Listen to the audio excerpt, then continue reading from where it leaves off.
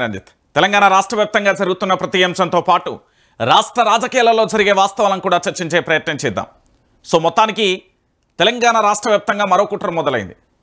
ఏ విధంగా అంటే ప్రణాళిక పూర్తి స్థాయిలో కూడా ఈ రాజకీయ వ్యవస్థను ఇక్కడ ఉన్న తెలంగాణ ప్రాంత ప్రజలు ఎప్పటి నుంచో అబ్జర్వ్ చేస్తూనే ఉన్నారు.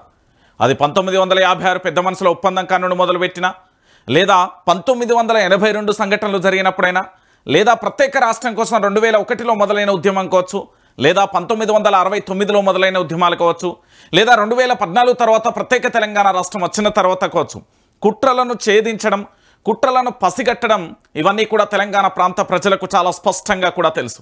సో ఈరోజు మరొక అంశం కూడా తెర మీదకి వచ్చింది. దాన్ని చూసినప్పుడు ఆశ్చర్యాన్ని వ్యక్తం చేయాల్సిన అవసరం కాదు, ఆలోచించాల్సిన అవసరం ఎంతైనా ఉంది. ఇక్కడి రాజకీయ నాయకులు తమ స్వార్థ లాభాల కోసం ఎంత నీచానికైనా ఒడిగడతారు అని చెప్పడానికి ఒక ప్రత్యక్షమైన సాక్ష్యం కూడా మీ కళ్ళ ముందు కనబడుతుంది.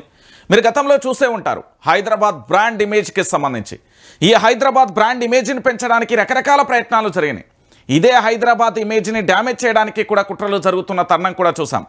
సో ప్రస్తుతానికి సంబంధించి కాంగ్రెస్ ప్రభుత్వం మార్పుతో అధికారంలోకి వచ్చింది.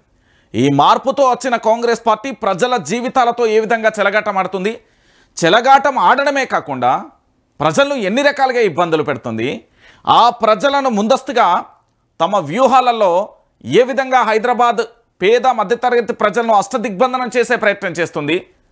మొదటగా చెప్పడం, ఆ తర్వాత రిక్వెస్ట్ చేయడం, ఆ తర్వాత బెదిరించడం, ఆ తర్వాత భయభ్రాంతులకు గురి చేయడం, ఇది సాధారణంగా ఇలాంటి సందర్భాల్లో సినిమాలలో కనబడతాయి.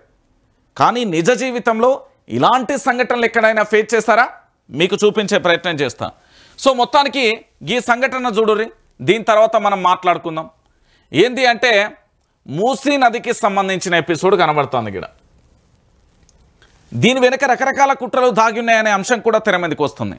మూసీ వరదల వెనుక కుట్ర అనేది నిజానికి ఇది ఎంతవరకు కరెక్టు, అవునా కాదా అనేది ఇది తేట తెలంగాణ ప్రభుత్వం చెప్తుందా అంటే చెప్పదు. ఎందుకంటే ప్రభుత్వం గతంలో మూసీ పరివాహక ప్రాంతంలో మూసీ సుందరీకరణ పేరుతోని పూర్తి స్థాయిలో అభివృద్ధి చేస్తున్నాం, మూసీ పరివాహక ప్రాంతంలో ఉన్న చాలా ఇండ్లను కూడా తొలగించాల్సి వస్తుంది, వాళ్ళందరికీ కూడా మరొకసారి వేరే కాడ పునరావాసం ఏర్పాటు చేస్తామంటూ కూడా చెప్పిన సందర్భాలు కోకొల్లలుగా ఉన్నాయి. దాంట్లో భాగంగా వాళ్ళకి సంబంధించిన కొన్ని మీడియా ఛానల్ పూర్తి స్థాయిలో అక్కడికి వెళ్ళి కవరేజ్ చేయడం, అక్కడికంటే ఇక్కడే బాగుంది, ఆహా ఓహో అన్నట్టుగా అద్భుతంగా కూడా ప్రచారం జరిగింది, మీ అందరికీ తెలిసిన విషయమే. సో ఇప్పుడు నేను చెప్పే అంశం ఏంటంటే ఇక్కడ మూసీ వరదల వెనక ఏమైనా కుట్ర దాగి ఉందా? ఎందుకంటే ఆకస్మిక వరదలపై అనేక అనుమానాలు ఉన్నాయి. మూసీ ఒడ్డున ఉన్న 84,000 ఇండ్లు ఉన్నాయి, ఖాళీ చేయించేందుకు ప్లాన్ వేశారా? మూసీ సుందరీకరణ కోసమైనా కృత్రిమ వరదలు సృష్టించారా? మూసీ పరివాహక ప్రాంతాలలో గతంలో ఇళ్లను కూల్స్తే తిరగబడ్డ జనం ఇప్పుడు మూసీ నీళ్లతో ఇళ్లను ముంచి ఖాళీ చేయించాలని ఎత్తుగడ వేశారా? ఓవైపు మూసీలో వరదలు, మరోవైపు సుందరీకరణకు 4,100 కోట్లు, కేసీఆర్ బక్క జడ్సన్ ఆరోపణలతో బలపడుతున్న అనుమానాలు అంటూ కూడా చూస్తున్న పరిస్థితి కనబడుతుంది. మీరు ఇప్పుడే కాదండి, గతాన్ని ఒక్కొక్కటిగా నెమరేద్దాం, లేదా గతాన్ని తవ్వే ప్రయత్నం చేద్దాం. భారీ వర్షాలు పడ్డప్పుడు మూసీ సరిహద్దు అంటే మూసీ పరివాహక ప్రాంతంలో ఉండే ఇండ్లు ఏదో కొంత మట్టికి పూర్తి స్థాయిలో కూడా వరదల తాకిడికి మునిగినే వాస్తవం. కానీ ఇప్పుడు కొడుతున్న వర్షాలు కానీ ఇప్పుడు వస్తున్న భారీ వర్షాలకు సంబంధించి మనం మూసీకి సంబంధించి ఏ విధంగా ఉప్పొంగుతుంది, ఎట్లా ఉంది వరద తీవ్రత అనేది మనందరికీ తెలిసిన విషయమే. కానీ వీళ్ళ యొక్క టాస్క్ ఏంది అనేది ఒకసారి ఆలోచిస్తే ఈ మూసీ పరివాహక ప్రాంతంలో దాదాపుగా 84,000 ఇండ్లను తొలగించాలి. ఇది ప్రభుత్వానికి మొదటి టార్గెట్ అనేది విశ్వసనీయ వర్గాల అంశం. ఎందుకంటే ఈ మూసీ పరివాహక ప్రాంతాలతో ఏమొస్తుంది, ఏం జరుగుతుంది అనేది ఒకసారి మనం చర్చిద్దాం. సో ఇక్కడ మీకు కనబడుతున్నది మూసీ నది. ఈ మూసీ నది పరివాహక ప్రాంతానికి సంబంధించి అంటే పూర్తి స్థాయిలో కూడా ఇగో ఇవన్నీ ఇండ్లన్నింటినీ కూడా తొలగించే ప్రయత్నం చేయాలి.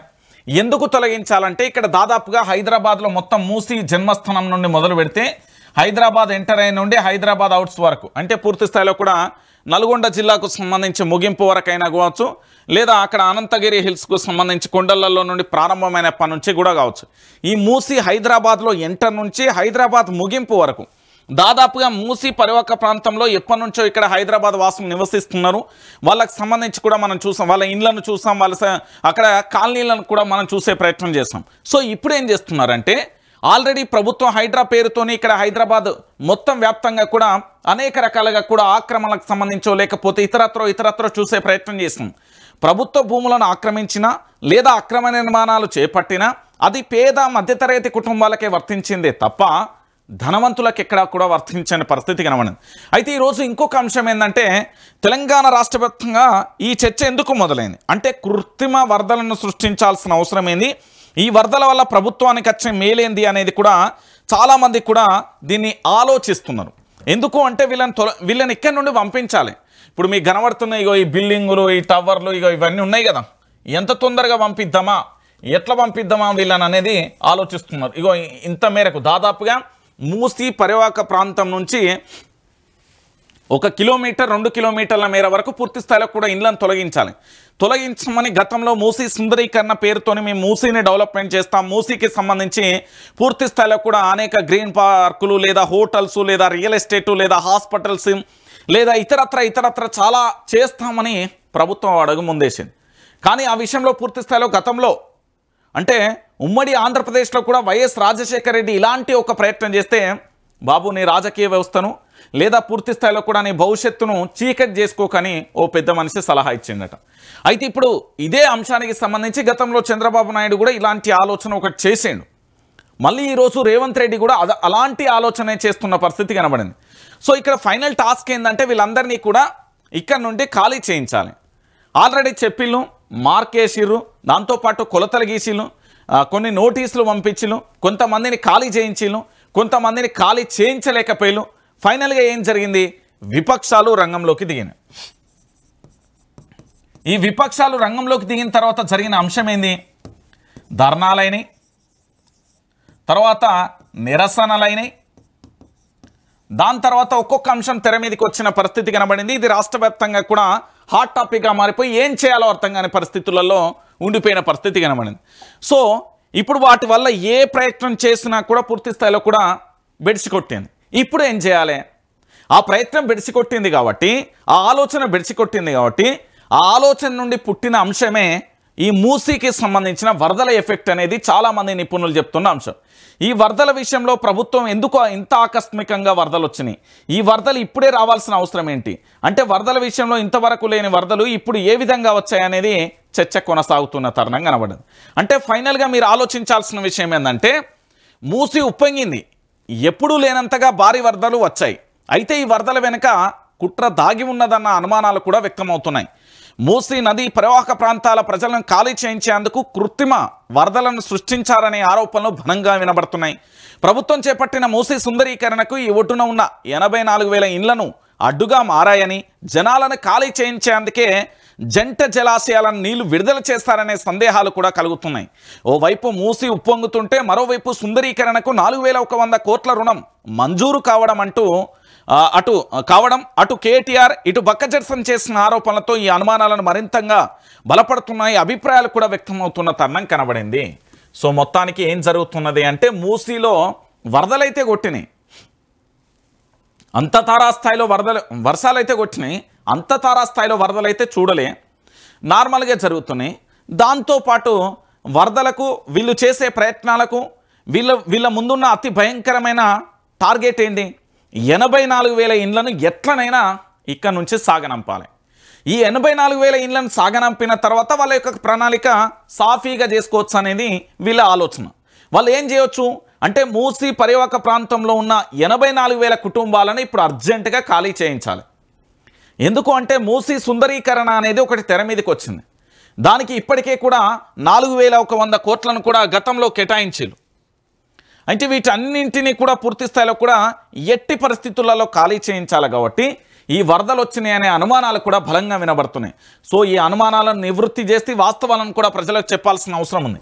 ఇక నేడు ఫ్యూచర్ సిటీకి సీఎం శంకుస్థాపన, మొదటి దశలో 30,000 ఎకరాలలో నిర్మాణం, ఫ్యూచర్ సిటీ డెవలప్మెంట్ అథారిటీ భవనానికి పునాది, ఇక గ్రీన్ఫీల్డ్ రేడియల్ రోడ్ 1 నిర్మాణానికి కూడా భూమి పూజ అంటూ కూడా ఇక్కడ చూస్తాం కదా. ఒక్కసారి ఇక్కడ చూడరు ఏంది మూసీ సుందరీకరణ. ఈ మూసీ సుందరీకరణలో కొన్ని అంశాలను చూద్దాం. రేవంత్ 1,50,000 కోట్ల దోపిడీ చేస్తున్నాడు. మూసీ సుందరీకరణ పేరుతో దగా 15,000 కోట్లతో ఆ బీఆర్ఎస్ ప్రణాళికలు ఒకప్పుడు దాన్ని 10 రెట్లకు ఇప్పుడు దాన్ని 10 రెట్లకు పెంచిన రేవంత్ హైదరాబాద్లో ప్రజలను వరదలో ముంచిండు. చరిత్రలో తొలిసారిగా ఎంజీబీఎస్ బస్టాండ్కి వరద. రేవంత్ సోదరులదంతా భూముల దందాలో బిజీ, దోచుకోవడమే లక్ష్యంగా పగలు రాత్రి పనిచేస్తున్నారు. బీఆర్ఎస్లో భారీగా చేరిన కాంగ్రెస్ నేతలు నాయకులను పార్టీలోకి ఆహ్వానించిన కేటీఆర్ అంటూ కూడా చెప్పిన పరిస్థితి కనబడింది. ఇక్కడ చాలా స్పష్టంగా మీరు అందరూ కూడా ఆలోచించాల్సిన విషయం ఏంటంటే ఈ మూసీ సుందరీకరణ పేరుతోని భారీగా కూడా ప్రజాధనం లూటీ చేయడానికే ఈ ప్రభుత్వం ఒక రకమైన కుట్ర చేస్తున్నదని మొదటి నుండి కూడా బీఆర్ఎస్ పార్టీ బలంగా వాదిస్తున్నది. బీఆర్ఎస్ పార్టీ బలంగా వాదించడంలో కూడా ఎలాంటి సందేహం లేదు. ఎందుకు అంటే నిజమేమో అనిపిస్తుంది. ఎందుకంటే ఈ 1,50,000 కోట్ల రూపాయలకు సంబంధించి దోపిడీ ఈ మూసీ సుందరీకరణ కోసం ఆల్రెడీ గత ప్రభుత్వం ఏదైతే ఉందో బీఆర్ఎస్ ప్రభుత్వం అది 15,000 కోట్లతోని ప్రణాళికలను రచించింది. దానికి సంబంధించి అన్ని రకాలుగా కూడా ప్రయత్నాలు మొదలుపెట్టింది. కానీ ఈరోజు 1,50,000 కోట్ల దోపిడీ చేయడానికి కాంగ్రెస్ ప్రభుత్వం అంటే రేవంత్ టీం అంటే కాంగ్రెస్ ప్రభుత్వం ముఖ్యమంత్రి కానీ మంత్రులు కానీ దీంట్లో తలో చేయి ఉన్నది అనేది చర్చ కొనసాగుతున్న తరుణం కనబడుతుంది. సో ఇక్కడ ఏంటి అంటే మూసీ సుందరీకరణ పేరుతో గత ప్రభుత్వం 15,000 కోట్ల రూపాయల ప్రణాళిక చేస్తే మరి ఇప్పటి ప్రభుత్వం 1,50,000 కోట్ల రూపాయలని ఎట్లా చేస్తున్నది అంటే 10 రెట్లు ఏ విధంగా పెంచింది? 15,000 కోట్లు ఎక్కడ, 1,50,000 కోట్లు ఎక్కడ అనేది ఇది ప్రజలకు చెప్పాలి. దీనికి సంబంధించి దేని ఎంత ఖర్చు చేస్తున్నారు ఏంటి అని చెప్పాల్సిన అవసరం ఉంది. కానీ అలాంటిది ఏదీ లేదు. ప్రభుత్వ వెబ్సైట్లోకి వెళ్ళి మీరు మూసీ సుందరీకరణకు సంబంధించిన జీవోలు లేకపోతే ఇంకేమన్నా ఉన్నాయని వెతికే ప్రయత్నం చేయండి.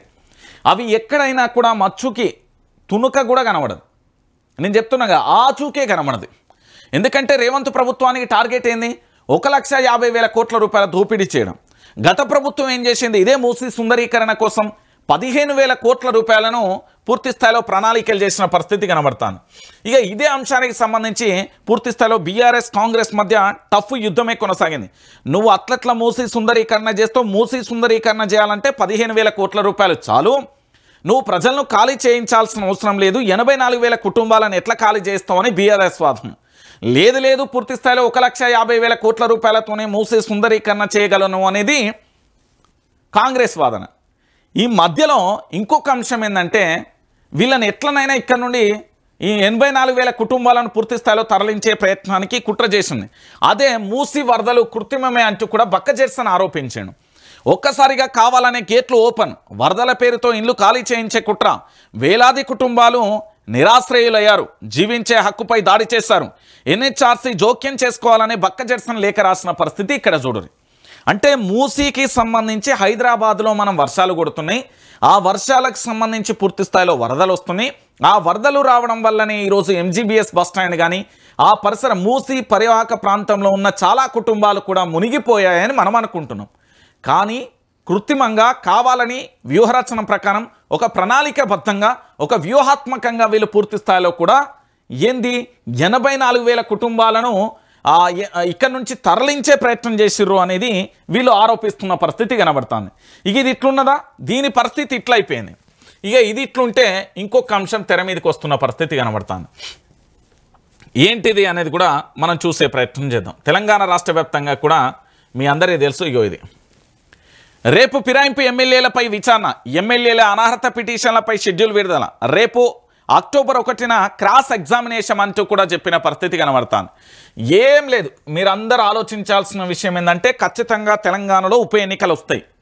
ఈ ఉప ఎన్నికలు రావాల్సిన ఆవశ్యకత ప్రాముఖ్యత కూడా తెలంగాణలో ఏర్పడింది. ఎట్లా అంటే పార్టీ మారడం అనేది చాలా ఘోరం. ఎందుకంటే వాళ్లకు ఓటు వేసిన ఓటర్లను అవమానించినట్టే, ఆ నియోజకవర్గ ప్రజల మాట వినకపోవడమే, మా దగ్గర డబ్బు ఉంది, మా దగ్గర అక్రమాస్తులు ఉన్నాయి, మా దగ్గర పూర్తి స్థాయిలో మాకు కావాల్సింది రాజకీయ పదవులే అన్నట్టుగా ఇప్పటి రాజకీయ వ్యవస్థ ఉన్నది.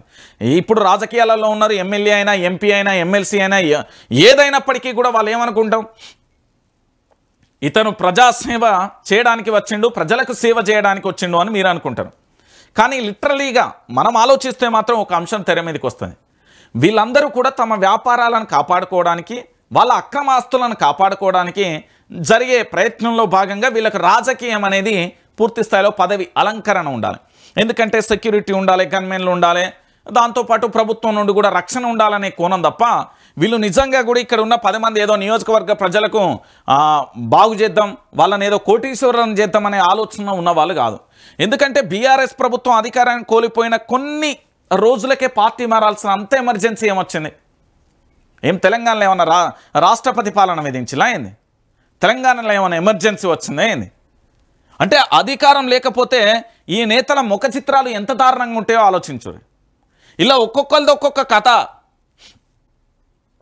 ఇక్కడ ఇలా కనబడుతున్న ఈ 10 మంది కూడా ఎవరు కడిగిన ఆనిముత్యాలు కాదు, ఎవరు కడిగిన శుద్ధపూసలు కాదు, శుద్ధిని శుద్ధపూసలు అసలే కాదు. ఒక్కొక్కరి మీద ఒక్కొక్క రకమైన ఎలిగేషన్ ఉంది.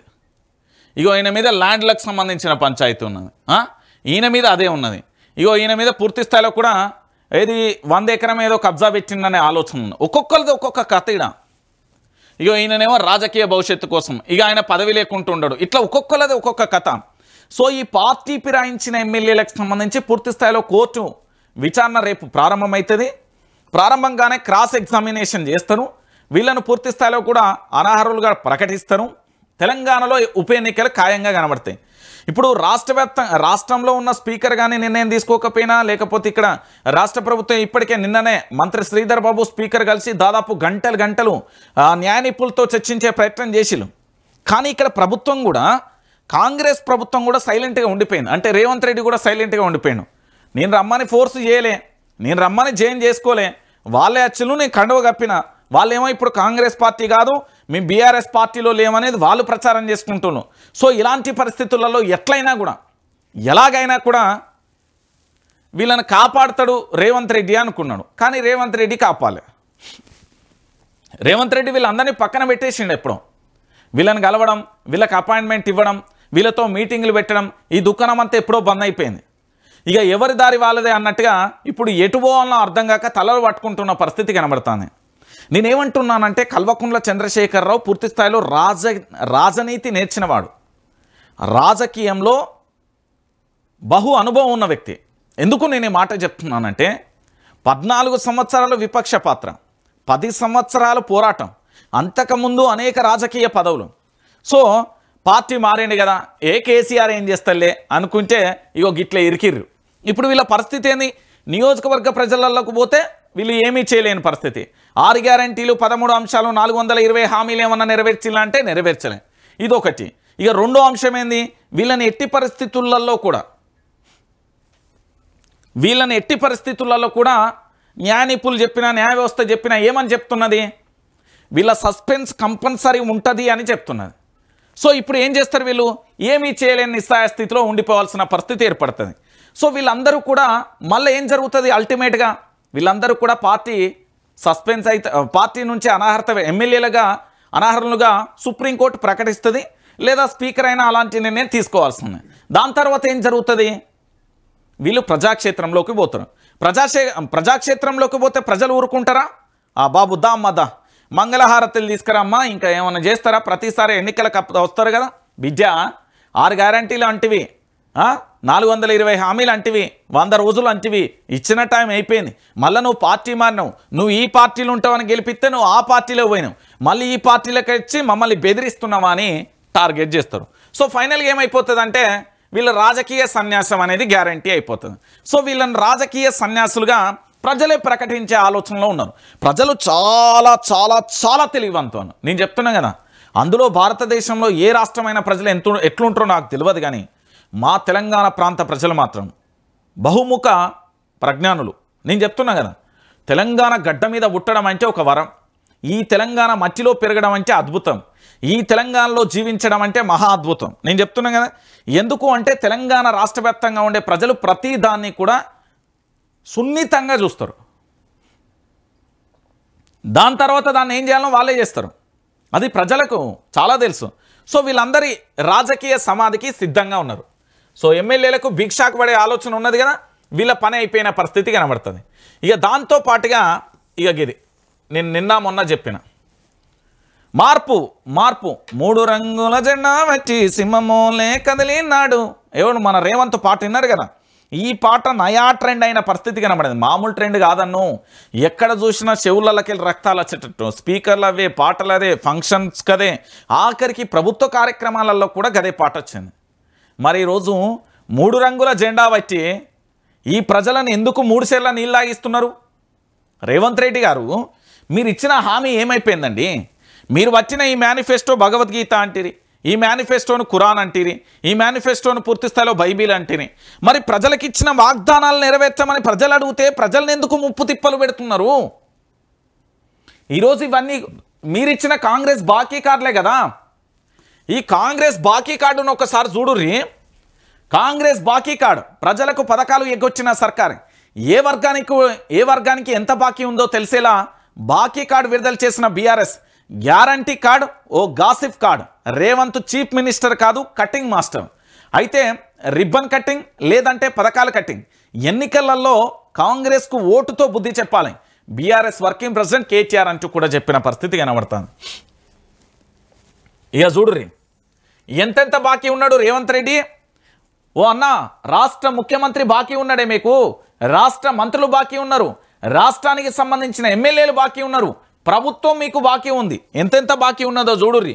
మహిళలకు 55,000 బాకీ, మహిళలందరికీ కూడా 55,000 రూపాయల బాకీ ఉన్నది.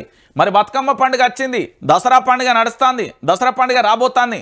మరి ఇంతంత షాపింగ్ చేయాలన్నా, ఇంతంత బంగారం కొనుక్కోవాలన్నా, లేకపోతే ఇంత చీరలు కొనుక్కోవాలన్నా, లేకపోతే ఇంకేమన్నా కావాలంటే ఈ రాష్ట్రానికి సంబంధించిన మీ ఎమ్మెల్యేలు బిడ్డను నాకు 55,000 బాకీ ఉన్నా ఇస్తావా ఇయ్యవా అని గల్లవట్టి అడుగురి.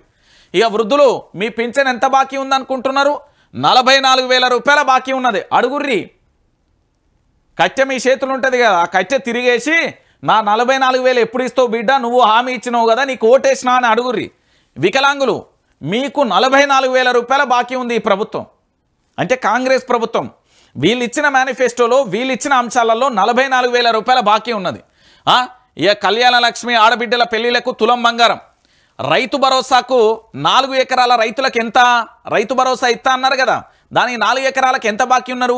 ఈ తెలంగాణలో ఉన్న 70 నుంచి సుమారు 85 లక్షల మంది రైతులు ఉన్నారు కదా, దాంట్లో కౌలు రైతులు అన్ని కలిపిన 80 లక్షల మంది సుమారు అయితే ఉంటారు కదా, వాళ్లకు 76,000 రూపాయల బాకీ ఉంది ఈ ప్రభుత్వం. రైతులారా మీకు 76,000 రూపాయలు రావాలి ప్రభుత్వం నుండి, అడుగుర్రి. ఇక రుణమాఫీ 2 లక్షల బాకీ ఉన్నది. చాలామందికి కూడా రుణమాఫీ కాలే, రుణమాఫీ కాని వాళ్ళందరికీ 2 లక్షల బాకీ ఉంది. ఇక నిరుద్యోగులకు 2 లక్షల ఉద్యోగాలు బాకీ ఉన్న పరిస్థితి అందరికీ తెలిసిన విషయమే. ఇక దాంతోపాటు నిరుద్యోగ భృతి 88,000 రూపాయల బాకీ ఉంది. ఈ తెలంగాణలో అక్షరాల సుమారు 2022కు ముందే 40 లక్షల మంది నిరుద్యోగులు ఉంటే ఇప్పుడు 2025 ఇలా 9, 28, 2025 కాబట్టి పాటికి దాదాపుగా ఎంత లేదన్నా 20 లక్షల మంది పెరగరా, అంటే 60 లక్షల మంది నిరుద్యోగులకు ఈ కాంగ్రెస్ ప్రభుత్వం 88,000 రూపాయలు ఇవ్వాలి. విద్యార్థినులకు స్కూటీలు బాకీ ఉంది. విద్యార్థులకు భరోసా కార్డు కింద 5 లక్షల రూపాయల బాకీ ఉంది. ఇక ఉద్యమకారులకు అంటే తెలంగాణ ఉద్యమంలో పోరాటం చేసిన వాళ్ళందరికీ కూడా 250 గజాల స్థలము బాకీ ఉన్నది. ఇక ఆటో డ్రైవర్లు పొద్దుగాల చేస్తే మీ కష్టం వర్ణాతీతం. ఎందుకంటే ఇప్పుడు ఫ్రీ బస్ వచ్చింది, ఆ ఫ్రీ బస్ ఎఫెక్ట్తోనే మెట్రో పక్కకు పోయింది. ఆ తర్వాత జరిగిన ఎపిసోడ్ ఏంది, మీ ఆటోలకు ఆగిపోయే పరిస్థితి ఏర్పడింది. ఈ కాంగ్రెస్ ప్రభుత్వం, ఈ రేవంత్ ప్రభుత్వం మీకు 24,000 రూపాయలు ఇవ్వాలి ఇప్పటి వరకు, అడుగుర్రి. ఇది తెలంగాణ రాష్ట్రంలో ఉన్న వివిధ వర్గాలకు సంబంధించిన, అంటే వివిధ వర్గాలకని నేను ఎందుకంటే అంటే డిఫరెంట్ వేలో ఉన్న వాళ్ళందరికీ కూడా బాకీ ఉంది. వృద్ధులకు 44,000 రూపాయలు బాకీ ఉండే, దాంతోపాటుగా వికలాంగులకు 44,000, మా తెలంగాణ ఆడబిడ్డలకు 55,000, రైతులకు 76,000, రైతులకు 2 లక్షలు, నిరుద్యోగులకు 2 లక్షలు, దాంతోపాటు నిరుద్యోగ వృత్తి 88,000 రూపాయలు. ఇట్లా చెప్పుకుంటూ పోతే వీళ్ళ యొక్క గ్యారంటీ కార్డు కాస్త ఈరోజు బాకీ కార్డుగా మారిపోయి తెలంగాణ రాష్ట్ర వ్యాప్తంగా సంచలనంగా ట్రోలింగ్లో మారిపోయిన పరిస్థితి కనబడింది. అంటే ఇప్పుడు మనందరం కూడా ఆలోచించాల్సిన విషయం ఏంటంటే ఏమైంది, బాకీ ఏడబోయింది, ఏం కథ అనేది ఇప్పుడు చెప్పాలి. నేడు అచ్చంపేటలో జనగర్జన, హాజరు కానున్న కేటీఆర్ భారీ ఏర్పాట్లు చేసిన నేతలు అంటూ కూడా చూస్తున్న పరిస్థితి కనబడుతుంది. రణరంగంగా ఉంటుంది. ప్రజలు ఉప్పెనలోలే చీమల దండోలే కదులుతారు. ఎందుకంటే ప్రజలు చాలా వ్యతిరేకత ఉన్నారు కాంగ్రెస్ ప్రభుత్వాన్ని పూర్తి స్థాయిలో ఇంకొకసారి ఈ ప్రభుత్వం అధికారంలోకి రాకుండా ఉండేందుకు చేయాల్సిన అస్త్రశస్త్రాలన్నీ కూడా ఉపయోగించేందుకు ప్రజలు చాలా సిద్ధంగా ఉన్నారు. సో ఇక్కడ ప్రజా పోరాటం అనేది చాలా చైతన్యవంతంగా, కృత్రిమంగా కాదు, ప్రేరేపితంగా కాదు, ప్రజా పోరాటం ప్రజల్లో నుంచి ఉద్భవించబోతుంది. హామీ కార్డు కాస్త బాకీ కార్డుగా మారిపోయింది. ఆ బాకీ కార్డును అడగడానికి ప్రజాక్షేత్రంలోకి ప్రజలందరూ కూడా రాబోతున్నారు. అప్పుడు ఉంటుంది కథ. ఇక నేను నిన్ననే చెప్పిన, మీ అందరికీ తెలిసిన విషయమే. వైఆర్టీవీ వేదికగా పొంగులేటిపై ఈడీ దాడులకు ఏడాదైంది. 2024 సెప్టెంబర్ 27న సోదాలు జరిగినాయి. ఇప్పటికీ మిస్టరీగానే మినిస్టర్ ఇంట్లో తనిఖీల ఇష్యూ. ఎందుకు అంటే నాకు తెలిసినంత వరకు ఈడీ భారతదేశంలో ఏ రాష్ట్రంలోనైనా మీరందరూ ఆలోచించండి, ఎక్కడైనా ఈడీ దాడులు జరిగినా, సిబిఐ దాడులు జరిగినా, ఐటీ దాడులు జరిగినా, ఇంకే రకమైన దాడులు జరిగినా ఖచ్చితంగా ఆ వివరాలను వెల్లడించడం వాళ్ళ యొక్క బాధ్యత. అది ప్రజలందరికీ కూడా తెలియజేస్తారు, మనందరం కూడా వింటాం, మనందరికీ కూడా తెలిసిన విషయమే. కానీ ఈ రోజు వరకు కూడా పొంగులేటి ఇంటి మీద జరిగిన ఈడీ దాడుల విషయంలో అది ఇప్పటికీ మిస్టరీగానే మిగిలిపోయింది మినిస్టర్ ఇంట్లో. సో దానికి సంబంధించి రెండు కౌంటింగ్ మిషన్లతో డబ్బుల కౌంటింగ్, కోట్ల రూపాయలు దొరికాయని లీకులు, ఏడాదైనా వివరాలు చెప్పని ఈడీ దాడులు జరిగిన 4 రోజుల తర్వాత సీక్రెట్గా ఆదానిని కలిసిన పొంగులేటి తన ఇంట్లో సోదాల గురించి చర్చించినట్లుగా ప్రచారం కూడా జరుగుతూ ఏమన్నాడంటే, లేదు ఆదాని గారు నాకు లిఫ్ట్లో కనబడ్డాడు, హాయ్ చెప్పిన ఆయన బాయ్ చెప్పిండు అని చెప్పిండు. అంటే ఈ బీజేపీతోని కాంగ్రెస్ పార్టీలో ఉన్న మినిస్టర్ గారికి రహస్య ఒప్పందాలు ఏమైనా ఉన్నాయా, లేకపోతే ఆదానితో చర్చించిన తర్వాత ఇవి ఎందుకు ఆగిపోయినాయి ఏంటి అనేది ఇప్పటి వరకు కూడా తెలియని పరిస్థితి కనబడుతుంది. సో పొంగులేటి గారికి సంబంధించి నిన్న మన వైఆర్టీవీలో వీడియోలలోకి వెళ్తే మీకు వీడియోలలో బ్రహ్మాండంగా కనబడుతుంది. కేక్ కూడా కట్ చేసింది కనబడుతుంది. ఆ కేకు సంబంధించి కూడా మీరు చూసే ప్రయత్నం చేయరు. ఎందుకంటే పొంగులేటిపై ఈడీ రైట్స్ కంగ్రాచులేషన్ అంటూ కూడా ఈ వీడియో మీకు కనబడుతుంది. ఈ వీడియోని మీరు వీక్షించండి. ఎందుకంటే దాంట్లో క్లారిటీగా కూడా క్లియర్గా కూడా ఎక్స్ప్లెయిన్ చేసిన, దాంట్లో పొంగులేటి శ్రీనివాసరెడ్డి గారికి కూడా కేక్ కట్ చేయించిన, ఎందుకంటే వారికి కూడా తినిపించే ప్రయత్నం చేసిన. ఎందుకంటే అది మిస్టరీగా ఎందుకు మారింది నాకు తెలిసి, ఇక్కడ ఉన్న సామాన్య మధ్యతరగతి లేదా ఏదైనా జరిగితే మాత్రం వాళ్ళ మీద రైడ్లు జరిగితే అది ఆగమాగా ఉంటుంది. మరి ఈరోజు ఇక్కడ జరుగుతున్న ఈ అంశానికి సంబంధించి ఎందుకు చెప్పలేకపోయారు అనేది ఒక్కసారి చూడాలి. ఇగో నిన్న ఈ వీడియో చేసిన, ఇది చూడుర్రి, మీకు ఛానల్లో ఉంటుంది. ఈ వీడియోకి సంబంధించి ఇగో కేక్ కూడా తీసుకొచ్చిన, కేక్ కూడా కట్ చేసిన. సో పొంగులేటి శ్రీనివాసరెడ్డి మీద ఈడీ రైట్స్పై ఇప్పటికీ కూడా మిస్టరీగానే మినిస్టర్ ఇంట్లో ఉన్నది. ఆ మిస్టరీని మినిస్టర్ గారు చెప్తారా, ఆ మిస్టరీని ఈడీ చెప్తుందా లేదా అనేది మనం భవిష్యత్తులో కూడా వేచి చూద్దాం. ఎందుకంటే ఆ మిస్టరీగానే మారిపోయిన పరిస్థితి అయితే కనబడింది. దాంతోపాటుగా దివాళీ బాంబులు వెళ్తాయి, లేదా ఇంకోటి అవుతుంది అంటూ కూడా చెప్పిన పరిస్థితి అయితే కనబడుతుంది. కానీ ఏది కాని పరిస్థితి కనబడుతుంది. ఇక మా అన్న రేవంత్ రెడ్డి ఏం చెప్పిండో ఒకసారి విందాం. బీటెక్ విద్యార్థులు గంజాయి బిజినెస్ చేస్తుర్రు, బీటెక్ అయిపోయిన వాళ్లకు జాబ్స్ లేవు, స్కిల్స్ లేకపోతే ఉద్యోగాలు ఎలా వస్తాయి, రాష్ట్రంలో గవర్నమెంట్స్ ల్యాండ్స్ లేవు, ప్రభుత్వ కార్యాలయాలు కట్టలేకపోతున్నా, శ్మశాన వాటికలు కడతనానికి కూడా భూములు లేవు. సీఎం రేవంత్ రెడ్డి ఏమని చెప్పిండంటే, మా ముఖ్యమంత్రి నిన్న మల్లెపల్లిలో ఐటీఐ ప్రాంగణంలో అడ్వాన్స్ టెక్నాలజీ సెంటర్కు సంబంధించి పోయిండు. ఏమని చెప్పిండు, మా తెలంగాణలో ఉన్న బీటెక్ అంటే 10వ తరగతి అయిపోయినాక ఇంటర్ అయిపోయిన తర్వాత ఎంసెట్ రాసి ఆ తర్వాత ర్యాంకులు సాధించిన మా బిడ్డలను, మా పేద మధ్యతరగతి కుటుంబాలను పట్టుకొని ముఖ్యమంత్రి గారు ఏమన్నారో తెలుసా, బీటెక్ వాళ్ళు గంజాయి తాగుతారట, గంజాయి బిజినెస్లు చేస్తుర్రట. మీరు బీటెక్ విద్యార్థులు గంజాయి బిజినెస్లు చేస్తుర్రట, బీటెక్ అయిపోయిన వాళ్ళకు జాబ్స్ లేవట. ఎట్లుంటాయి, ఇక్కడ ఉన్న కంపెనీలను పూర్తి స్థాయిలో కూడా అప్పుల పాలైపోయింది రాష్ట్రం అంటే కంపెనీలు వెళ్ళిపోయాయి. స్కిల్స్ లేకపోతే ఉద్యోగాలు ఎలా వస్తాయి? నాకు ఒకటి అర్థం కాదు. బీటెక్ వాళ్ళకన్నా ఇంటరో 10థో అర్హత ఉన్నది, దాంతోపాటు వాళ్ళు బీటెక్ అయిపోయిన తర్వాత డిగ్రీ పట్ట అయినా ఉంటుంది, వాళ్ళు చదివినాక ఎంతో కొంత స్కిల్స్ నాలెడ్జ్ ఉంటాయి. మరి ముఖ్యమంత్రికి ఏం అర్హతలు ఉన్నాయండి ముఖ్యమంత్రి కావడానికి? తెలంగాణ ఉద్యమంలో లేడు, తెలంగాణ ఉద్యమం కోసం పోరాటం చేయలే, తెలంగాణలో ఉద్యమం రావడానికి పాత్ర లేదు, తెలంగాణ ఉద్యమానికి బద్ధ వ్యతిరేకి. మరి ఇలాంటి వ్యక్తి ముఖ్యమంత్రి అయినప్పుడు వాళ్ళకి ఎందుకు ఉద్యోగాలు రావు? అసలు మా తెలంగాణలో విద్యాశాఖ మంత్రిని ఒకసారి చూపెట్టుర్రి. మా తెలంగాణలో విద్యాశాఖ మంత్రి ఎప్పుడు ఎక్కడ పనిచేసిండో చెప్పుర్రి. మా తెలంగాణలో విద్యాశాఖ మంత్రి విద్యాశాఖ మీద ఎప్పుడు సమీక్షించి లేదా దాని మీద పూర్తి స్థాయిలో ఎప్పుడు దాని మీద చర్చలు జరిపిండో ఒకసారి చెప్పుర్రి. నేను ఇది అడుగుతున్నా ముఖ్యమంత్రి గారిని.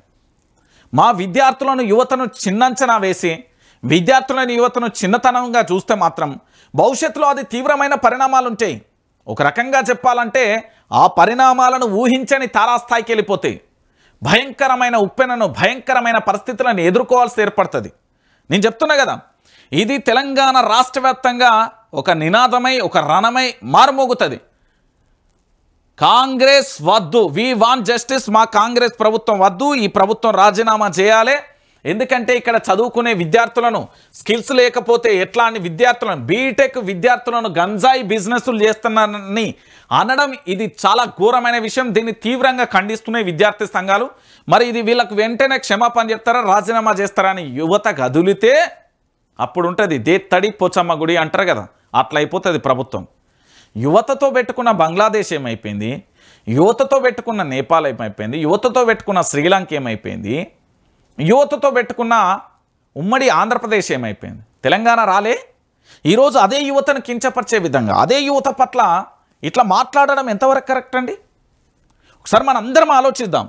యువత పట్ల ఇట్లా మాట్లాడడం ఎంతవరకు కరెక్ట్, యువతని ఇట్లా అనడం ఎంతవరకు కరెక్ట్? ఒకసారి మీరు అందరూ కూడా దయచేసి ఆలోచించాలి. తెలంగాణ ప్రాంత వ్యాప్తంగా ఉన్న ప్రతి ఒక్కరు కూడా ఆలోచించాల్సిన విషయం ఇది.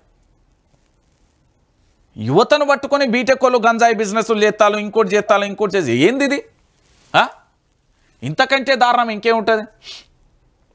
ఇగో నేను చెప్పలే, వరద ఏది మూసి గేట్లు వదిలేసిలు. ఎందుకు వదిలేసిలు? ఈ 84,000 ఇండ్లు ఏవైతే ఉన్నాయో అవన్నీ ఖాళీ చేపియాలి కాబట్టి. సో ఇక్కడ జరిగే అంశానికి చాలా క్లారిటీగా చూడండి. వరద కట్టడికి కట్టిన జలాశయాలనే వాడుకొని 1908 నాటి భారీ వరదల నుంచి హైదరాబాద్ను రక్షించేందుకు హిమాయత్ సాగర్, ఉస్మాన్ సాగర్ జంట జలాశయాలను మూసి ఉపనదిపై చివరి నిజాం ఉస్మాన్ అలీ ఖాన్ నిర్మించారు. నాడు నిజాం రాజు ప్రజలను కాపాడేందుకు ఈ రిజర్వాయర్లను కడితే నేడు కాంగ్రెస్ ప్రభుత్వం పేదలను సిటీ నుంచి తరిమి కొట్టేందుకు ఆ జంట జలాశయాలను వాడుకుంటున్నది. ఇన్ని రోజులు నీటిని విడుదల చేయకుండా ఆపి శుక్రవారం అర్ధరాత్రి ఒక్కసారిగా 2 రిజర్వాయర్ల నుంచి నీటి వదిలీలు. వీళ్ళు వదలడంతో జరిగిన అంశం ఏంది? మూసి ఒక్కసారిగా ఉప్పొంగి నగరవాసులను అతలాకుతలం చేసిన పరిస్థితి కనబడుతుంది. హైదరాబాద్లో నడుంలోతు నీళ్ళు వస్తాయి, అది హైదరాబాద్ నడిగడ్డ మీద నీళ్ళు వస్తాయి. ఎట్లా వస్తాయండి? ఈ వరదలను కట్టడి చేయడానికే 2 ప్రాజెక్టులను కట్టిల్లండి. ఈరోజు తెలంగాణలో ఉన్న ప్రతి ఒక్కరూ తెలుసుకోవాల్సిన విషయం ఏంటంటే హిమాయత్ సాగర్ కానీ ఉస్మాన్ సాగర్ కానీ ఈ యొక్క ఏంది అంటే ప్రకృతి వల్ల సంభవించే కుంభవృష్టి వల్ల లేదా అతి భారీ వర్షాల నుంచి హైదరాబాద్ నగరాన్ని కాపాడడానికి కట్టిన జలాశయాలే. అది హిమాయత్ సాగర్ కానీ ఉస్మాన్ సాగర్ కానీ. మళ్ళీ దీని మీద ఇంకొకటి ఏంటంటే ఉపనదిగా మూసి కూడా కట్టిలు. మరి ఈరోజు ఒక్కసారిగా అర్ధరాత్రి అన్ని గేట్లను ఏ విధంగా వదిలీలు? ఒక్కసారి ఏం లేదు, ఇది మూసి పరివాహక ప్రాంతం. సింపుల్ లాజిక్ అండి. ఇది మూసి పరివాహక ప్రాంతం. ఇక్కడ మీకు కనబడుతున్నది కదా, ఇది మూసి పరివాహక ప్రాంతం. ఖచ్చితంగా కూడా వీళ్ళ టార్గెట్ ఏమై ఉంటుంది అంటే 84,000 ఇండ్లను ఈ మూసి పరివాహక ప్రాంతం నుంచి ఇవి నీళ్ళన్నీ వాటంతట అవి పోతాయి. ఒకటే రోజు ఒకటేసారి గేట్లన్నీ ఓపెన్ చేస్తే ఏదైనా అయిపోతుంది. ఇప్పుడు ఒక గ్లాస్ నీళ్ళు ఇస్తే ఎట్లుంటుంది, ఆ బిందెని లేపి మీద పోతే ఎట్లుంటుంది, గట్లనే అయిపోయిన పరిస్థితి కనబడుతుంది. సో వీళ్ళందరూ ఏం చేసిల్లంటే ఈ పరివాహక ప్రాంతంలో ఉన్నాయి కదా అద్భుతమైన నివాస యోగ్యానికి సంబంధించిన ఇండ్లు, ఇక్కడ చూడు లక్షలు కోట్ల రూపాయలు పెట్టి కట్టిన ఇళ్ళన్నింటిని కూడా ఖాళీ చేయించాలి. ఏం చేయాలి? గతంలో మూసీ సుందరీకరణ అన్నారు, రకరకాల పేర్లు చెప్పిండు. దీనికి మూసీ సుందరీకరణ కోసం 1,50,000 కోట్ల రూపాయల దోపిడీ అని కేటీఆర్ చెప్పేస్తుండు. మూసీ సుందరీకరణ పేరుతో రేవంత్ రెడ్డి దోపిడీ అని చెప్తుండు. ఇప్పటికే దీనికి 4,100 కోట్లను మూసీ సుందరీకరణ కోసం ఆ కేటాయించి వీళ్ళందరినీ కూడా సాగనంపడానికి పూర్తి స్థాయిలో ఒక కృత్రిమమైన వరదను సృష్టించి వీళ్ళను సాగనంపే ప్రయత్నం జరుగుతున్నది అనేది ప్రధానంగా కూడా నిరుపేదలను ముంచేసి వాళ్ళ నిండా మూసీలో ముంచేసిందండి. మరి ఇప్పుడు దీనికి సంబంధించి తప్పెవరిది? ప్రభుత్వం అంది కదా. ప్రభుత్వం అధికారులు ఏం చేస్తున్నారు? కోడిగుడి మీద ఈకలు వ్యక్తున్నారా అని ప్రజలు అడిగితే ఏం సమాధానం చెప్తారు? రాష్ట్ర ప్రభుత్వం ముందస్తుగా ఎందుకు వాళ్ళకు చెప్పలేదు? ముందస్తు అలర్ట్ ఎందుకు జారీ చేయలే? అప్రమత్తం ఎందుకు చేయలే? శుక్రవారం అర్ధరాత్రి రోజే అన్ని గేట్లు ఒకేసారి ఏ విధంగా ఓపెన్ చేసిర్రు? దాని మీద జంట జలాశయాలు హిమాయత్ సాగర్ కానీ ఉస్మాన్ సాగర్ కానీ మూసి కానీ దేనికోసం కట్టిలు? హైదరాబాద్లో నివసించే ఇక్కడి నివాస యోగ్యమైన ప్రజలను కుటుంబాలను కాపాడడం కోసమే కదా. మరి ఈరోజు ఒక్కసారిగా ఎందుకు వదిలేరు? ఈ సమాధానాలన్నీ ప్రభుత్వం దగ్గర ఉన్నాయా? లేని పరిస్థితి కనబడుతుంది. ప్రభుత్వం ఏమి చేయాలనుకుంటుంది అంటే అల్టిమేట్గా ప్రజలను పూర్తి స్థాయిలో ఇక్కడ నుండి దొబ్బేయరు, మీరు ఉండొద్దు, మీరు ఖాళీ చేయండి అనే ఒక డైరెక్టు వాళ్ళను బెదిరించే ప్రయత్నం చేస్తున్నది. మీరు ఇక్కడ ఎవరు ఉండొద్దు, మీకు చాలాసార్లు చెప్పినాం, ఓ పక్కన విపక్షం బీఆర్ఎస్ వచ్చి మిమ్మల్ని కాపాడుతున్నది, దాంతోపాటు ఇక్కడ ఉండే సోషల్ మీడియా మిమ్మల్ని కాపాడుతున్నది, మీరు ప్రజలందరూ కూడా ఇక్కడ జీవించొచ్చు, అందరూ వెళ్ళిపోరు అని ప్రభుత్వం. హైదరాబాద్లో ఎవరు ఉండదు, వీళ్ళ కాంగ్రెస్ వాళ్ళు వీళ్ళు మాత్రమే ఉండాలి. నేను చెప్తున్నా కదా, హైడ్రా పేరుతో ఏం జరిగింది? పేద మధ్యతరగతి కుటుంబాలనే కదా కూల్చేసింది. మరి ధనవంతుల జోలికి ఎందుకు పోలే? వాళ్ళ దగ్గర కోర్టు ఆర్డర్స్ ఉన్నాయట, వాళ్ళ దగ్గరికి పోవద్దని కోర్టు చెప్పిందట. ఇదే మధ్యతరగతి పేద కుటుంబాలకు సంబంధించిన కోర్టు ఆర్డర్లు ఉన్నాయి కదా, మరి వాళ్ళని కూడా ఎందుకు పోవమని చెప్పలే? అంటే పూర్తి స్థాయిలో ఏం చేస్తున్నారు అంటే ఇక్కడ పేద మధ్యతరగతి ప్రజలే టార్గెట్. ఎందుకంటే వీళ్ళు మనసున్న మహారాజులు, అమాయకమైన ప్రజలు. ఒక రకంగా చెప్పాలంటే ప్రజలు వీళ్ళు ఎందుకు అంటే రోజువారీ పని చేస్తే కానీ బ్రతికే కుటుంబాలు, వీళ్ళందరినీ పంపించే ప్రయత్నం చేస్తున్నారు. అంతకు మించి ఏముంటుందండి? ఇక్కడ రాజ్యాంగం అనేది ఒకటి ఉన్నది, ప్రజాస్వామ్యం అనేది ఒకటి ఉన్నది. పూర్తి స్థాయిలో మరి అవన్నీ ఏమైపోతున్నాయి చూడు. ఇక చిన్నపాటి జల్లులు, మోస్తరు వర్షం తప్ప శుక్రవారం మధ్యాహ్నం నుంచి ఎలాంటి భారీ వానలు కూడా పడలేదు. వాతావరణ శాఖ హెచ్చరికలు కూడా పెద్దగా లేవు. అలాంటిది ఒక్కసారిగా మూసీ వరద పోటెత్తింది. దాదాపు 30 ఏళ్ల చరిత్రలో ఎన్నడూ లేని విధంగా ఎంజీబీఎస్ జలమయమైంది. మహాత్మా గాంధీ చరిత్రలో ఎన్నడూ లేని విధంగా ఎంజీబీఎస్ జలమైపోయింది. మహాత్మా గాంధీ బస్ స్టేషన్ వరద ముంచెత్తడంతో శనివారం అర్ధరాత్రి తర్వాత చిమ్మ చీకట్లో ఇబ్బంది పడుతున్న ప్రయాణికులు. ఇప్పుడు దీనికి సమాధానం చెప్పుర్రి. ఏం లేదన్న, ఒకటే జవాబు దీనికి. హైదరాబాద్లో మూసీ సుందరీకరణ పేరుతోని వీళ్ళు చేస్తున్నారు. దానికి ఎవరు అడ్డుపడకుండా మనల్ని పూర్తి స్థాయిలో కూడా సాగనంపే కార్యక్రమాలు జరుగుతున్నాయి. అంతకు మించి ఇంకో కార్యక్రమం లేదు అనే విషయాన్ని కూడా గుర్తుపెట్టుకోవాలి. ఇక దాంతోపాటుగా రాజన్న ఏందట, బడా నేతల కోసమే అలైన్మెంట్ మార్పు, రైతులకు న్యాయం జరిగేంత వరకు ఎంత దూరమైన వెళ్తా. దక్షిణ భాగంలోని ఎమ్మెల్యేలు RRRపై ఆవేదనతో ఉన్నారు. ఏంది మునుగోడు ఎమ్మెల్యే కోమటిరెడ్డి రాజగోపాల్ రెడ్డి అంటూ కూడా చెప్పిన పరిస్థితి కనబడుతుంది. ఈ RRRకు సంబంధించి అలైన్మెంట్ మార్పు ఎవరి స్వార్థాల కోసం జరిగింది, ఎవరి భూములకు రెక్కలొచ్చే విధంగా జరిగింది, ఎవరి ఫామ్ హౌజులు, ఎవరి యొక్క వ్యవసాయ క్షేత్రాలు విరజిల్లడానికి వచ్చింది, లేదా ఎవరి యొక్క నియోజకవర్గాలలో ఈ RRR వెళ్తున్న పరిసర ప్రాంతాలలో పూర్తి స్థాయిలో కూడా ఏ కాంగ్రెస్ నేతకు లాభం చేకూరదందు. ప్రజల్ని ఎందుకు ఇబ్బంది పెడుతున్నారు, ప్రజల్ని ఎందుకు ఇబ్బంది పెట్టాల్సి వస్తుంది, ప్రజల్ని ఎందుకు ఈ విధంగా నష్టపడుతున్నారు, ప్రజల్ని ఇంతలా ఇబ్బంది పెట్టాల్సిన పరిస్థితి ఏంది? రాజగోపాల్ రెడ్డి కాంగ్రెస్ పార్టీలో ఉండి ఒక నిజంగా చెప్తున్నా నికార్సైన లీడర్ లెక్క మాట్లాడుతున్నాడు, ప్రజల కోసం మాట్లాడుతున్నాడు, ప్రజల పక్షాన నిలబడుతున్నాడు, ప్రజలకు కలబడి నిలబడి వాళ్ళ పక్షాన నిలబడి పూర్తి స్థాయిలో న్యాయం జరిగే వరకు పోరాటం చేస్తున్నాడు రాజగోపాల్ రెడ్డి. రాజగోపాల్ రెడ్డి పోరాటం అనేది అద్భుతం. నిజంగా కూడా ఆయనకు మద్దతు మన అందరం తెలపాలి. నేను చెప్తున్నా కదా, ప్రత్యక్షంగా మన అందరం కూడా మద్దతు తెలపాలి. ఎందుకు తెలపాలి అంటే బడా నేతల కోసమే అలైన్మెంట్ మార్పు జరిగింది అనేది ఒక బలమైన నేత చెప్తున్నాడు. నాటే జోక్ రాజగోపాల్ రెడ్డి మునుగోడు ఉప ఎన్నికలలో నిలబడ్డ వ్యక్తి, గెలిచిన వ్యక్తి, ప్రజాక్షేత్రంలో ఉన్న వ్యక్తి. మరి ఇలాంటి వ్యక్తి ఈరోజు ఇంత పెద్ద స్టేట్మెంట్ ఇచ్చిందంటే ఒకసారి మీరే ఆలోచించండి. ఆ బడా నేతలు ఎవరు, వాళ్ళ లీస్ట్ ఏంది? ఇది ప్రజాక్షేత్రంలో కూడా పెట్టాల్సిన అవసరం ఉంది. ప్రభుత్వం మీద తిరగబాటు కాదు, ప్రజల పక్షాన నిలబడి ప్రభుత్వాన్ని ప్రశ్నిస్తున్నాడు రాజగోపాల్ రెడ్డి. మరి ఇలాంటి లీడర్ తెలంగాణలో మీరు ఆలోచించాల్సిన విషయం. రాజగోపాల్ రెడ్డి అనే వ్యక్తి ప్రజాక్షేత్రంలో నిలబడి కలబడి ప్రజల పక్షాన నిలబడి ఈరోజు RRR అలైన్మెంట్ అనేది ఏ బడా నేతల కోసం మీరు మారుస్తున్నారు, ప్రజలు అంత ఇబ్బంది పడుతున్నారు. మరి ఇంత ఇబ్బంది పడతా అంటే మీరు అందరూ ఏం చేస్తున్నారు అనేది రాజగోపాల్ రెడ్డి అడుగుతున్నాడు అంటే ఒకసారి తెలంగాణ ప్రాంత ప్రజలందరూ కూడా ఆలోచించాల్సిన విషయం. మరి ఒక అధికార పార్టీలో ఉండి పూర్తి స్థాయిలో పోరాటం చేస్తున్నాడు అంటే ఇంతకంటే విషయం ఇంకొకటి ఏముంటుంది? తెలంగాణ ప్రాంత ప్రజలారా మీరు అందరూ కూడా ఆలోచించాల్సిన విషయం. ఈరోజు నేను చెప్పే అంశం ఏంటంటే తెలంగాణ రాష్ట్ర వ్యాప్తంగా ఉన్న ఈ ప్రతి అంశానికి సంబంధించి చూడాల్సిన ఎపిసోడ్ ఏంది అనేది ఒకసారి చూడండి. సో మొత్తానికి తెలంగాణ రాష్ట్ర వ్యాప్తంగా జరుగుతున్న ప్రతి అంశాన్ని కూడా వైఆర్టీవీ వివరించే ప్రయత్నం చేస్తున్నది. నేనేమంటున్నానంటే ఇది ప్రజాక్షేత్రంలో ప్రజలందరూ కూడా చూడాల్సిన ఛానల్. వైఆర్టీవీని ప్రతి ఒక్కరు కూడా సబ్స్క్రైబ్ చేసుకోండి. మీ మిత్రులకు చెప్పండి, మీ వాట్సాప్ గ్రూపులలో షేర్ చేయండి, మీ స్టేటస్లు పెట్టుకోండి. ఎందుకంటే వాస్తవాలను మాత్రమే నేను చెప్పే ప్రయత్నం చేస్తా. గతంలో ప్రశ్నించిన, ఇప్పుడు ప్రశ్నిస్తా, రేపు ప్రశ్నిస్తా. ప్రభుత్వం ఏదైనా ప్రజల పక్షాన నిలబడడం వైఆర్టీవీ తత్వం. ఎందుకంటే ఉద్యమకారుడిగా అంతకుముందు పూర్తి స్థాయిలో కూడా ఈ రాష్ట్రం రావడం కోసం పోరాటం చేసిన వ్యక్తిగా తర్వాత జర్నలిజంలోకి వచ్చి మనం ప్రజాక్షేత్రంలో ఉన్నాం కాబట్టి వైఆర్టీవీని ప్రతి ఒక్కరు కూడా సబ్స్క్రైబ్ చేసుకోండి, షేర్ చేయండి, లైక్ చేయండి.